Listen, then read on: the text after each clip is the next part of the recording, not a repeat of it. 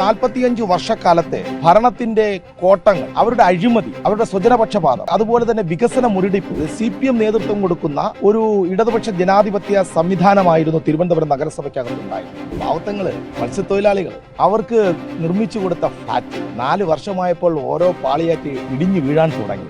ഇത്തരം ഗുണ്ടാപ്പിരിവ്, ആ ഗുണ്ടാപ്പിരിവിന് എതിരായി പുതിയ ഭരണസമിതി വളരെ ശക്തമായി നേരിടുവാൻ വേണ്ടി തീരുമാനിച്ചിട്ട് പാവം ആ സ്ത്രീ പൊട്ടിക്കരയുന്നു. ദിവസം അവരെ കയ്യിൽ നിന്നും 500 രൂപ വാങ്ങിക്കുന്നു. കറണ്ടിന് 2 മാസം കൂടുമ്പോൾ 500 രൂപ. കറണ്ടിന് പണം അടയ്ക്കുന്നവരാണ്. തൊട്ടതിനും ഏതിനും നേതാക്കന്മാരുടെ എല്ലാ കാര്യങ്ങൾക്കും വേണ്ടി പണം എടുക്കുന്നതും അവരുടെ കുടുംബം പോറ്റുന്നതും ഒക്കെ ഈ തിരുവനന്തപുരം നഗരസഭയുടെ ഭരണത്തിൽ വെച്ചുകൊണ്ടാണ് കഴിഞ്ഞ 45 വർഷക്കാലം. ഇതിൽ സത്യസന്ധമായ പ്രവർത്തനമാണ് നമ്മൾ കാഴ്ചവെച്ചുകൊണ്ടിരിക്കുന്നത്. സത്യസന്ധമായ പ്രവർത്തനങ്ങളാണ് കാഴ്ചവെച്ചുകൊണ്ടിരിക്കുന്നത്. ഈ 45 വർഷക്കാലം ഇവർ ഭരണം നടത്തിയിട്ട് ചെയ്യാൻ പറ്റാത്ത കാര്യങ്ങൾ കേവലം 6 മാസം കൊണ്ട് ചെയ്തു തീർക്കണമെന്ന് പറയുമ്പോൾ അതിൽ തന്നെ നിങ്ങൾക്ക് മനസ്സിലാക്കണം, ABC പ്രോഗ്രാം അക്ഷരാർത്ഥത്തിൽ പരാജയപ്പെട്ടിരിക്കുന്നു. അത് അവർ തന്നെ സമ്മതിച്ചതാണ്. പക്ഷെ ഇതൊക്കെ ജനങ്ങൾ നോക്കിക്കൊണ്ടിരിക്കുന്നു എന്നുള്ള കാര്യം മറക്കുന്നത്, അത് ഭാവി രാഷ്ട്രീയത്തിന് CPM-നും കോൺഗ്രസിനും വലിയ വില കൊടുക്കേണ്ടി വരുമെന്നാണ്.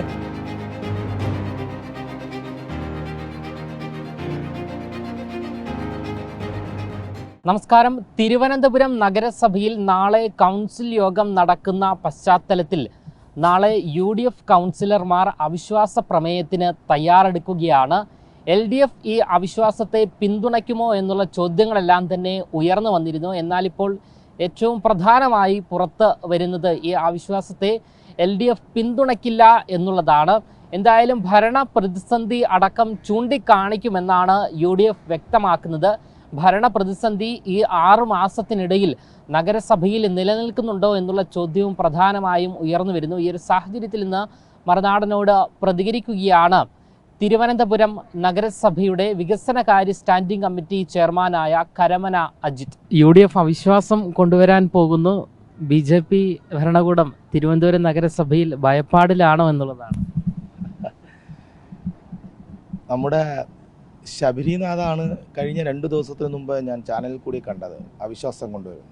പക്ഷേ G. കാർത്തികേയനെ പോലുള്ള ഒരു വലിയ മനുഷ്യൻ, ഇവനൊക്കെ ഇയാൾക്ക് അഡ്വക്കറ്റാണ്, ഒക്കെ നല്ല വിദ്യാഭ്യാസം ഉണ്ടെന്നാണ് ഞാൻ മനസ്സിലാക്കുന്നത്. ഭരണഘടന എപ്പോഴും കൊണ്ട് നടക്കുന്ന ആളുമാണ്. മുനിസിപ്പൽ ആക്റ്റും അയാളുടെ കയ്യിൽ എപ്പോഴും ഉണ്ട്.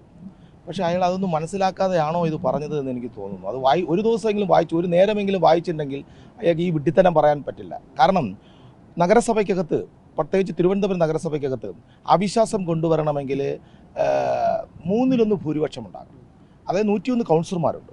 101 കൗൺസിലർമാർ 3/1 എന്ന് പറയുമ്പോൾ 33.67%. അതായത് 34 കൗൺസിലർ. 34 കൗൺസിലർ UDF-നുണ്ടോ? അവർക്കിപ്പോൾ എത്രയുണ്ടോ? അവർക്കിപ്പോൾ ഉള്ളത് 20, എന്നിട്ട് കൂടെ 19, 20. അങ്ങനെ അവർക്ക് ആ 20 അല്ലെങ്കിൽ 19 കൗൺസിലർമാരെ എഴുതി ഒപ്പിട്ട് കൊടുത്താൽ ഇലക്ഷൻ കമ്മീഷൻ അല്ലെങ്കിൽ സെക്രട്ടറി ആ അവിശ്വാസ പ്രമേയ ചർച്ചയുമായി ബന്ധപ്പെട്ട് മുന്നോട്ട് പോകുമോ എന്നുള്ളൊരു പ്രധാനപ്പെട്ട ചോദ്യമാണ്. അല്ലെങ്കിൽ ഇപ്പോൾ നമ്മുടെ ദേശീയ ലെവലിലുള്ള NDA സഖ്യം പോലെ അവർ ഒരുമിച്ച് എഴുതി ഒപ്പിട്ട് കൊടുത്താൽ നമുക്ക് ചർച്ചയ്ക്ക് സ്കോപ്പുണ്ട്. എന്നാലും ഭൂരിപക്ഷം ഇല്ല, അവർക്ക് ഭൂരിപക്ഷം ഇല്ല. തീർച്ചയായിട്ടും അങ്ങനെ ഒരു പ്രതികൂല കാലാവസ്ഥ ഇപ്പോൾ തിരുവനന്തപുരം നഗരസഭയ്ക്ക് ഉണ്ട് എന്ന് എനിക്ക് തോന്നുന്നില്ല, BJPക്ക് തോന്നുന്നില്ല. അത് അവരൊരു മിഥ്യാധാരണയാണ്. ഒരു അവിശ്വാസം കൊണ്ടുവന്ന് അങ്ങ് താഴെ തള്ളിയിടാം എന്നൊക്കെ. 6 മാസം കൂടുമ്പോൾ 5 വർഷം ഇവർ ഇതുപോലത്തുള്ള നയങ്ങൾ ഉണ്ടാക്കും. തീർച്ചയായിട്ടും അത് ആ ഒരു ലഘൂകരിച്ച് കാണുവാനേ എനിക്കിപ്പോൾ സാധിക്കും. ഇവിടെ ഭരണ പ്രതിസന്ധിയാണ്. ബ്ലൂ പ്രിൻ്റ് എവിടെ പോയി? മോദിയെ കൊണ്ടുവരുമെന്ന് പറഞ്ഞ് കൊണ്ടുവന്നു, പക്ഷേ പ്രശ്നങ്ങളൊന്നും തന്നെ പരിഹരിക്കപ്പെട്ടില്ല.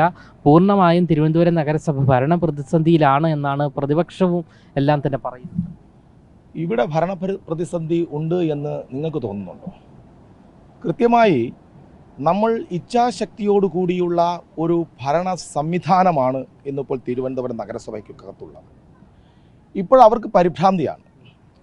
കഴിഞ്ഞ 45 വർഷം കമ്മ്യൂണിസ്റ്റ് പാർട്ടി, അത് CPM നേതൃത്വം കൊടുക്കുന്ന ഒരു ഇടതുപക്ഷ ജനാധിപത്യ സംവിധാനമായിരുന്നു തിരുവനന്തപുരം നഗരസഭയ്ക്കകത്തുണ്ടായിരുന്നത്, അവരുടെ ഭരണമുണ്ടായിരുന്നത്.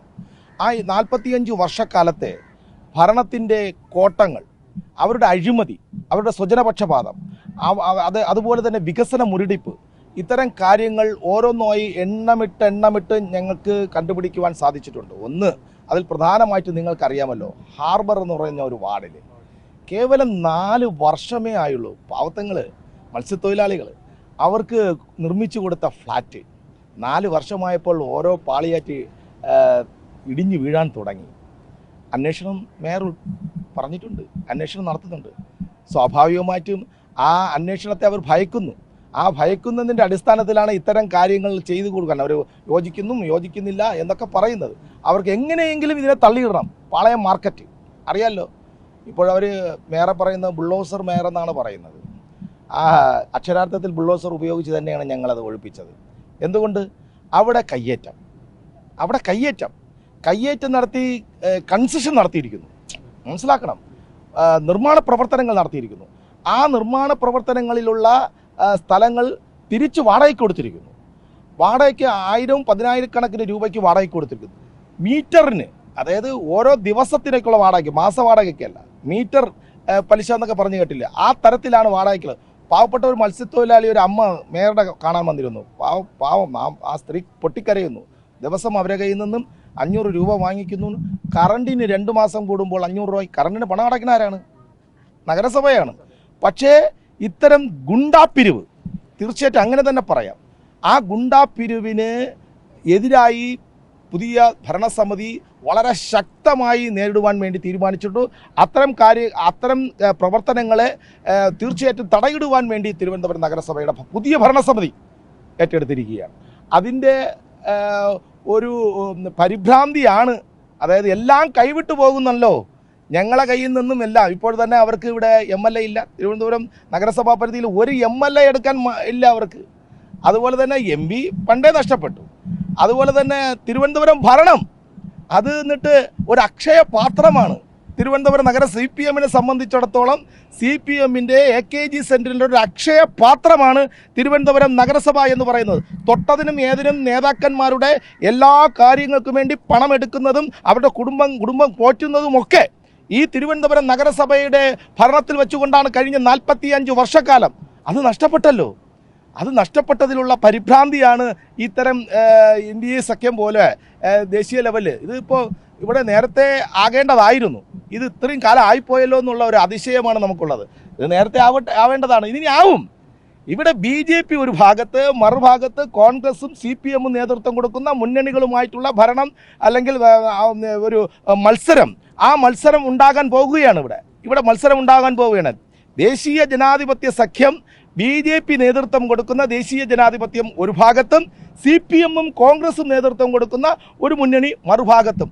അത് അതിവിദൂരമല്ല, അത് നമ്മൾ കണ്ടുകൊണ്ട് ഈ ഭരണത്തിൽ സത്യപ്രതിജ്ഞ ചെയ്ത് അധികാരമേൽക്കുന്ന സമയത്ത് മേയർ നമ്മുടെ VV രാജേഷ് സത്യപ്രതിജ്ഞ ചെയ്യുന്ന സമയത്ത് ഞാൻ എൻ്റെ മനസ്സിൽ കുറിച്ചത് ഇതൊക്കെ സംഭവിക്കും, ഈശ്വര കാത്തുരക്ഷിക്കണമേ എന്ന് തീർച്ചയായിട്ടും പ്രാർത്ഥിച്ചുകൊണ്ടാണ് ഞങ്ങൾ ഇതിൽ സത്യസന്ധമായ പ്രവർത്തനമാണ് നമ്മൾ കാഴ്ചവെച്ചുകൊണ്ടിരിക്കുന്നത്. സത്യസന്ധമായ പ്രവർത്തനങ്ങളാണ് കാഴ്ചവെച്ചുകൊണ്ടിരിക്കുന്നത്. ജനങ്ങൾക്ക് വേണ്ടിയാണ് പ്രവർത്തിക്കുന്നത്.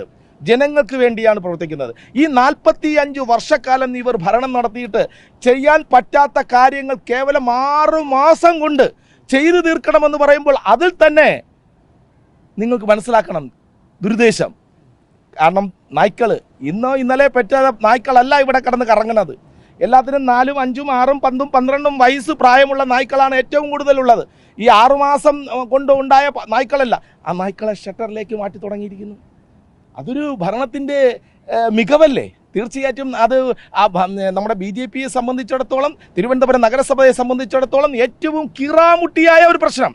ABC പ്രോഗ്രാം അക്ഷരാർത്ഥത്തിൽ പരാജയപ്പെട്ടിരിക്കുന്നു. അത് അവർ തന്നെ സമ്മതിച്ചതാണ്. കോടിക്കണക്കിന് രൂപ വകമാറ്റിയിരിക്കുന്നു. ഇപ്പോൾ നമ്മുടെ മേയർ VV രാജേഷ് ഒരു കാര്യം തീരുമാനിച്ചിട്ടുണ്ട്. സ്മാർട്ട് സിറ്റിയെ സംബന്ധിച്ചിടത്തോളം ഏകദേശം 800 കോടി രൂപയുടെ വികസന പ്രവർത്തനം നടത്തിയെന്നാണ് ഇവർ അവകാശപ്പെടുന്നത്. തീർച്ചയായിട്ടും ആ പണം എങ്ങോട്ടൊഴുകി, അത് ഏതൊക്കെ തരത്തിലേക്ക് വഴി മാറ്റി ചെലവഴിച്ചിട്ടുണ്ട് എന്നതിനെക്കുറിച്ച് അന്വേഷിക്കുന്നുണ്ട്.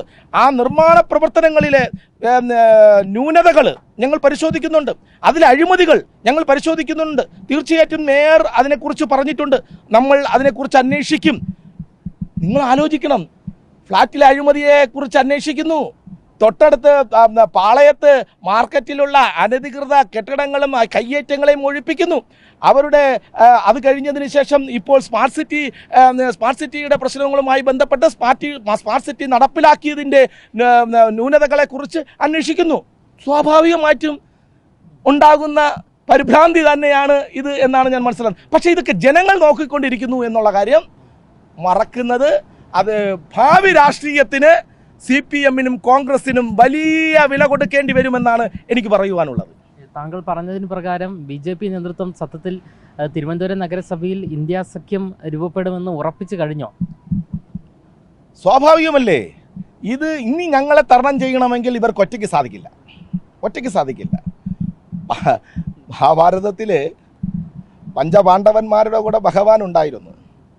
അത് 101 പേരും എല്ലാ ആയുധങ്ങളും എല്ലാ പടകളും കൊണ്ട് കൊടുത്തിട്ട് പോലും അവർക്ക് ജയിക്കാൻ സാധിച്ചില്ല. ഈശ്വരൻ ഞങ്ങളെ കൂടെ ഉണ്ട്, ഭഗവാൻ കൃഷ്ണൻ ഞങ്ങളെ കൂടെ ഉണ്ട്. ഞങ്ങൾ അതിനുള്ള ധർമ്മ യുദ്ധമാണ് ഇവിടെ നടക്കുന്നത്. ഈ ധർമ്മത്തിന് വേണ്ടിയുള്ള യുദ്ധം അവസാനം ജയിക്കുന്നത് ധർമ്മമേ ജയിക്കുകയുള്ളൂ. ആ ധർമ്മം ഇവിടെ ജയിച്ചിരിക്കും. അതിൽ യാതൊരു മാറ്റവും വേണ്ട, യാതൊരു തർക്കവും വേണ്ട. അതായത് ഇന്ത്യ സഖ്യത്തെ യാതൊരുവിധ ഭയവുമില്ല, അവരുടെ പ്രവർത്തനങ്ങളെയും അങ്ങനെ തന്നെയാണ് നോക്കിക്കാണുന്നത്. ഇന്ത്യ സഖ്യത്തെ ഞങ്ങൾ എന്തിനാണ് ഭയക്കുന്നത്? ഞങ്ങൾക്ക് ഭയക്കേണ്ട ആവശ്യമില്ല. കാരണം ഞങ്ങൾ ഇത് കാലക്കൂട്ടി മനസ്സിലാക്കിയതാണ്. കഴിഞ്ഞ കുറേ കാലങ്ങളായി കേന്ദ്രത്തിൽ ഇന്ത്യ സഖ്യം വളരെ വ്യക്തമായിട്ട് അവർ തെരഞ്ഞെടുപ്പിൽ പല സംസ്ഥാനങ്ങളിലും അത്തരത്തിലാണ് തെരഞ്ഞെടുപ്പിൽ മത്സരിച്ചത്. ഇവിടെ താമസിച്ചു പോയതിലുള്ള ഒരു വിഷമാണ് നമുക്കുള്ളത്. തീർച്ചയായിട്ടും ഒരു ഭാഗത്ത് ഞങ്ങളും മറുഭാഗത്ത് രണ്ടുപേരും നിൽക്കട്ടെ. ജനങ്ങൾ തിരിച്ചറിയുമല്ലോ ഇവരുടെ രാഷ്ട്രീയ കളികൾ, ഇവരുടെ അനീതിയായിട്ടുള്ള രാഷ്ട്രീയ പ്രവർത്തനങ്ങൾ, ഇവർക്ക് ധർമ്മത്തിന് അധിഷ്ഠിതമായിട്ടുള്ള രാഷ്ട്രീയ പ്രവർത്തനങ്ങൾ, ഇതൊക്കെ ജനങ്ങൾ മനസ്സിലാക്കട്ടെ. ജനങ്ങൾ വിധി എഴുതും. യാതൊരു തർക്കവും വേണ്ട, അതിൽ യാതൊരു സംശയവും നമുക്ക് യാതൊരു തരത്തിലുമുള്ള ആശങ്കയുമില്ല. നിലവിലുള്ള ഏറ്റവും പ്രധാനപ്പെട്ട ഒരു റിപ്പോർട്ട് UDF-ന്റെ അവിശ്വാസ പ്രമേയത്തെ LDF താങ്ങില്ല, അത് ഭാവിയിൽ രാഷ്ട്രീയപരമായ തിരിച്ചടികൾ ഉണ്ടാകുമെന്നുള്ള വിലയിരുത്തൽ ആണ് നടത്തിയിരിക്കുന്നത്. ആ ബോധം ഇപ്പോഴുണ്ടായി. എന്നിട്ട് അയാൾ അത് വേറൊരു വാക്കുകൂടെ പറയുന്നുണ്ട്, ജോയി, ഭാവിയിൽ ഉണ്ടായിക്കൂടാ എന്നില്ല എന്നുകൂടെ അയാൾ കൂട്ടിച്ചേർക്കുന്നുണ്ട്. ഇപ്പോൾ അതിനുള്ള സാഹചര്യമില്ല എന്നാണ്. ഇപ്പോഴത്തെ സാഹചര്യം ഇല്ലാതെന്നാണ് നല്ല രീതിയിൽ ഭരണം നടത്തുന്നു. ഇപ്പോഴത്തെ സാഹചര്യത്തിൽ അവരെ പിന്തുണച്ചാൽ പോലും ജയിക്കില്ലല്ലോ. അവിശ്വാസ പ്രമേയം ചർച്ചയിൽ മേൽ വോട്ടെടുപ്പ് നടക്കുമ്പോൾ ആ വോട്ടെടുപ്പ് ജയിക്കുകയില്ലല്ലോ. കാരണം നമുക്ക് ഭൂരിപക്ഷമുണ്ട്. ഞങ്ങൾക്ക് നമ്മുടെ സുഗതൻ മാറി നിന്നാൽ പോലും, സുഗതന് വോട്ടെടുപ്പിൽ പങ്കെടുക്കാൻ നിന്നാൽ പോലും നമുക്ക് 50 ഉണ്ട്. പിന്നെ എങ്ങനെയാണ് ഇവർ രണ്ടുപേരും ചേർന്ന് നിന്നാലും ജയിക്കാൻ പോകുന്നില്ല. അതുമാത്രമല്ല, ഒരു അവിശ്വാസ പ്രമേയം കൊണ്ടുവരണമെങ്കിൽ അതിന് ഒരുപാട് നിയമ നടപടികളുണ്ട്. മുനിസിപ്പൽ ആക്റ്റിൽ ഒരുപാട് കാര്യങ്ങൾ പറയുന്നുണ്ട്. ആ ബോധമൊന്നും ആ പയ്യനുണ്ടോ എന്നുള്ളൊരു സംശയം എനിക്കുണ്ട്. കാരണം എന്ന് പറഞ്ഞാൽ ഒരു ദേശീയ പാർട്ടിയുടെ കൗൺസിൽ പാർട്ടി ലീഡറാണ് ശബരിനാഥ്. ആ ശബരിനാഥിനെ സംബന്ധിച്ച് ഒരു സുപ്രഭാതത്തിൽ എണീറ്റ് ഉടൻ തന്നെ ചെന്ന് പറയാണ് ഞങ്ങൾ അവിശ്വാസം കൊണ്ടുവരും. എങ്ങനെയാണ് അവിശ്വാസം കൊണ്ടുവരുന്നത്? ഈ സഭയിൽ ഇവർക്ക് വേണ്ട അംഗബലമുണ്ടോ? ഇവർക്ക് നോട്ടീസ് കൊടുക്കേണ്ട അംഗബലമുണ്ടോ? അത് അയാൾ പരിശോധിച്ചോ? അഥവാ അംഗബലമുണ്ട് എങ്കിൽ അതിനുള്ള ചട്ടങ്ങൾ എന്താണ്? അത് മുനിസിപ്പൽ ആക്റ്റിൽ വളരെ വ്യക്തമായിട്ട് പറയുന്നു. അത് സെക്രട്ടറിയുടെ കയ്യിൽ ഒരു പേപ്പർ കൊടുത്തുകൊണ്ട് തീരുന്നതല്ല. ഇലക്ഷൻ കമ്മീഷനെ അറിയിക്കണം. ഇലക്ഷൻ കമ്മീഷൻ ഒരു ഉദ്യോഗസ്ഥനെ ചുമതലപ്പെടുത്തണം. ആ ഉദ്യോഗസ്ഥൻ്റെ നേതൃത്വത്തിലായിരിക്കണം അവിശ്വാസ പ്രമേയം നോട്ടീസ് കൈകാര്യം ചെയ്യാനും, അതുപോലെ തന്നെ അത് സഭയിൽ അവിശ്വാസ പ്രമേയം ചർച്ച ചെയ്യാനും, ആ ചർച്ച ചെയ്യൽ പിന്നെ വോട്ടെടുക്കാനും ഇതൊക്കെ ഉദ്യോഗസ്ഥരുടെ നേതൃത്വത്തിലാണ്. ഇതാണ് ചട്ടം പറയുന്നത്. ഇതൊരു ദിവസം രാവിലെ എണീറ്റ് വന്നിട്ട് ഞങ്ങൾ അങ്ങ് അവിശ്വാസം കൊണ്ടുവന്ന് നാളെ 29-ാം തീയതി എല്ലാം അങ്ങ് തറയെ തള്ളിയിടുമെന്ന് പറയുന്നത് വിഡ്ഢികളുടെ ലോകത്തെന്ന് മാത്രമേ എനിക്ക് പറയാനുള്ളൂ. അദ്ദേഹത്തിന് ഇത്രയേ വിവരമുള്ളൂ എന്നുള്ളത് വളരെ പ്രയാസമുണ്ട്. ഞങ്ങൾ ആ കാർത്തികൻ സാറിനെ പോലുള്ള വലിയ ഒരു രാഷ്ട്രീയ നേതാവിന് ഇത്തരത്തിൽ പക്വതയും പാകതയും ഇല്ലാത്ത ഒരു മകനെ കൊണ്ടുവന്ന് ഒരു നാഷണൽ ലെവലിലുള്ള ഒരു പാർട്ടിയുടെ കൗൺസിൽ പാർട്ടി ലീഡറാക്കിയതിൽ ആ പാർട്ടിയുടെ പാപ്പരത്വമെന്നേ എനിക്ക് പറയാനുള്ളൂ. എന്തായാലും തിരുവനന്തപുരം നഗരസഭയിലും ഇന്ത്യ സഖ്യം രൂപപ്പെടുകയാണ് എന്നുള്ള കാര്യം നിലവിലിപ്പോൾ വ്യക്തമാവുകയാണ്. അതേസമയം അവിശ്വാസത്തിന് പിന്തുണ നിലവിലിപ്പോൾ LDF നൽകിയിട്ടില്ല. അങ്ങനെയാണ് എങ്കിൽ UDF-ന്റെ അവിശ്വാസ പ്രമേയം എങ്ങനെ പാസ്സാകുമെന്നുള്ള ചോദ്യമാണ് ഉയർന്നു വരുന്നത്. കാരണം അവർക്ക് 20 കൗൺസിലർമാരാണ് ഉള്ളത്. ബാക്കി 29 കൗൺസിലർമാർ LDF-ന്റെ ഭാഗത്തുമാണുള്ളത്. 50 കൗൺസിലർമാർ BJP-ക്കുമുണ്ട്. അങ്ങനെയെങ്കിൽ ഭൂരിപക്ഷമില്ലാതെ UDF എങ്ങനെയാണ് അവിശ്വാസ പ്രമേയം പാസ്സാക്കുക എന്നുള്ള ചോദ്യവും ഉയർന്നു വരുന്നു. അവിശ്വാസം പാസ്സാകാൻ സാധ്യതയില്ല എന്നുള്ള സൂചന തന്നെയാണ് നമുക്ക് ലഭിക്കുന്നത്. ക്യാമറമാൻ ആഷിക്കിനൊപ്പം അമൽ രുദ്ര, മറുനാടൻ മലയാളി, തിരുവനന്തപുരം.